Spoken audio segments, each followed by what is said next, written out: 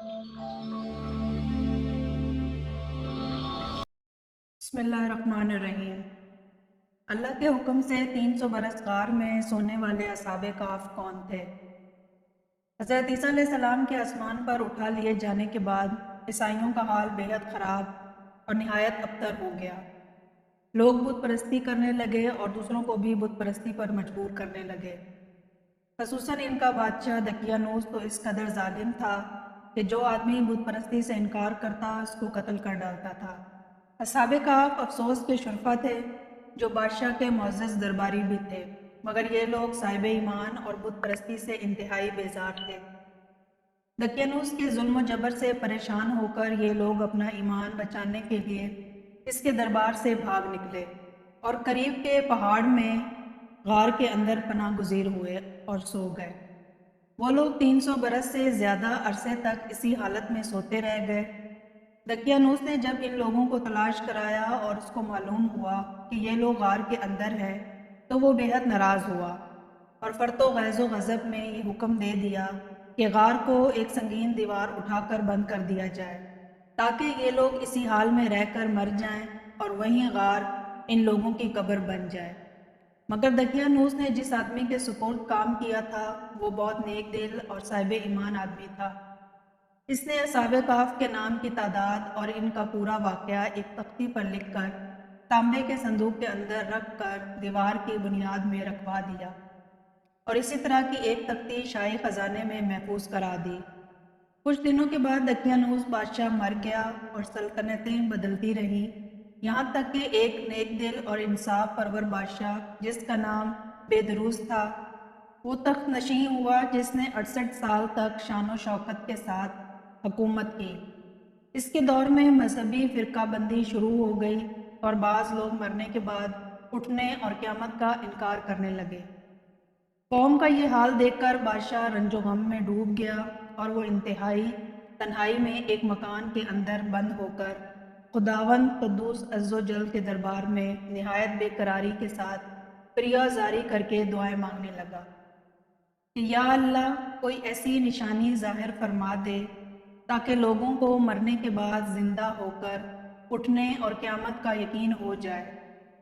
बादशाह की ये दुआ मकबूल हो गई और अचानक बकरियों के चरवाहे ने अपनी बकरियों को ठहराने के लिए इस गार को मुंतखब किया और दीवार को गिरा दिया।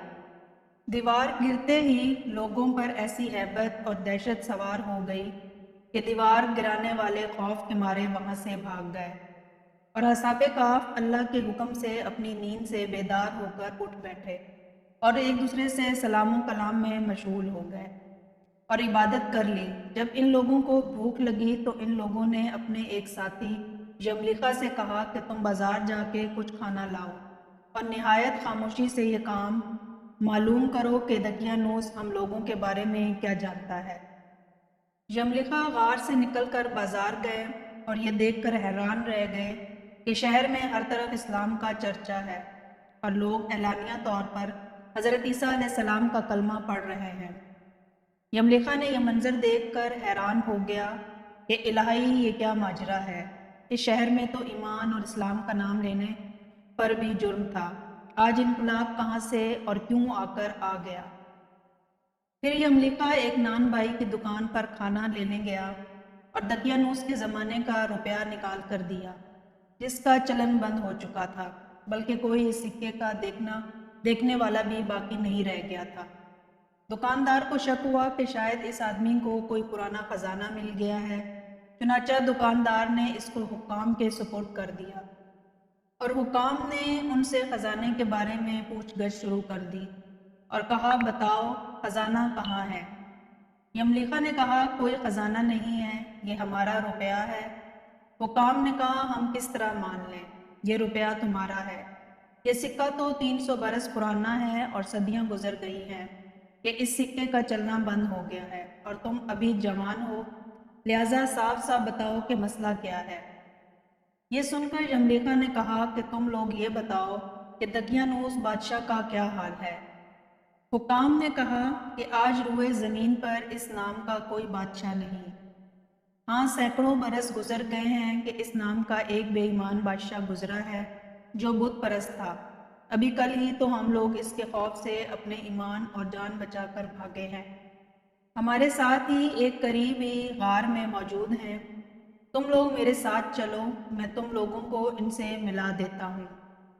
چنانچہ حکام اور عمائدین شہر کثیر تعداد میں اس غار کے پاس پہنچے اور اصحاب کہف یملیخا کے انتظار میں تھے۔ جب ان کی واپسی میں دیر ہوئی تو ان لوگوں نے خیال کر لیا کہ شاید یملیخا گرفتار ہو گیا ہے، اور جب غار کے منہ پر بہت سارے آدمیوں کا شور و غل دیکھا تو وہ سمجھے کہ غالباً دقیانوس کی فوج ہماری گرفتاری کے لیے آن پہنچی ہے۔ تو یہ لوگ نہایت اخلاص کے ساتھ ذکر الہی اور توبہ و استغفار میں مشغول ہو گئے۔ حکام نے غار پر پہنچ کر تانبے کا صندوق برآمد کیا اور ان کے اندر سے تختی نکال کر پڑھی تو اس تختی پر اصحاب کہف کا نام لکھا تھا، اور یہ بھی تحریر تھا کہ یہ مومنوں کی جماعت اپنے دن کی حفاظت کے لیے دقیانوس بادشاہ کے خوف سے اس غار میں پناہ گزیر ہوئی ہے۔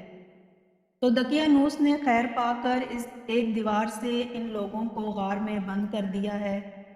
ہم یہ حال اس لیے لکھتے ہیں کہ جب کبھی یہ غار کھلے تو لوگ اصحاب کہف کے حال پر مطلع ہو جائیں۔ حکام تخت کی عبارت پڑھ کر حیران رہ گئے اور ان لوگوں نے اپنے بادشاہ بیدروس کو اس واقعے کی اطلاع دی۔ فوراً ہی بیدروس بادشاہ اپنے امراء اور عمائدین شہر کو ساتھ لے کر غار کے پاس پہنچا تو اصحاب کہف نے غار سے نکل کر بادشاہ سے ملاقات کی اور اپنی سرگزشت بیان کی۔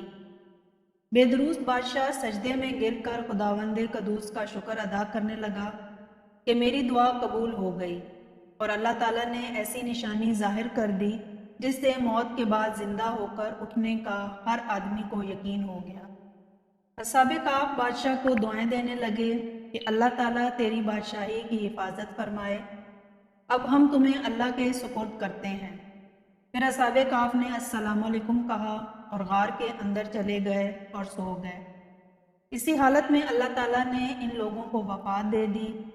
بادشاہ بیدروس نے سال کی لکڑی کا صندوق بنوا کر اصحاب کہف کی مقدس لاشوں کو اس میں رکھوا دیا، اور اللہ تعالیٰ نے اصحاب کہف کا ایسا رعب لوگوں کے دلوں میں پیدا کر دیا کہ کسی کی مجال نہیں کہ غار کے منہ تک جا سکے۔ اس طرح اصحاب کہف کی لاشوں کی حفاظت کا اللہ تعالیٰ نے سامان کر دیا۔ پھر بیدروس بادشاہ نے غار کے منہ پر ایک مسجد بنوا دی اور سالانہ ایک دن مقرر کر دیا کہ تمام شہر والے اس دن عید کی طرح زیارت کے لیے آیا کریں گے۔ تو یہ تھا اصحاب کہف کا سچا واقعہ۔ امید کرتی ہوں کہ ویڈیو آپ دوستوں کو پسند آئی ہوگی۔ ویڈیو پسند آ جائے تو ہمارے چینل کو ضرور سبسکرائب کر دیں تاکہ ہماری ہر نئی آنے والی ویڈیو سب سے پہلے آپ تک پہنچے۔ مجھے دیجیے اجازت، زندگی رہی تو اگلی بار ایک اور ویڈیو لے کر آپ کی خدمت میں حاضر ہوں گی۔ تب تک کے لیے خدا حافظ۔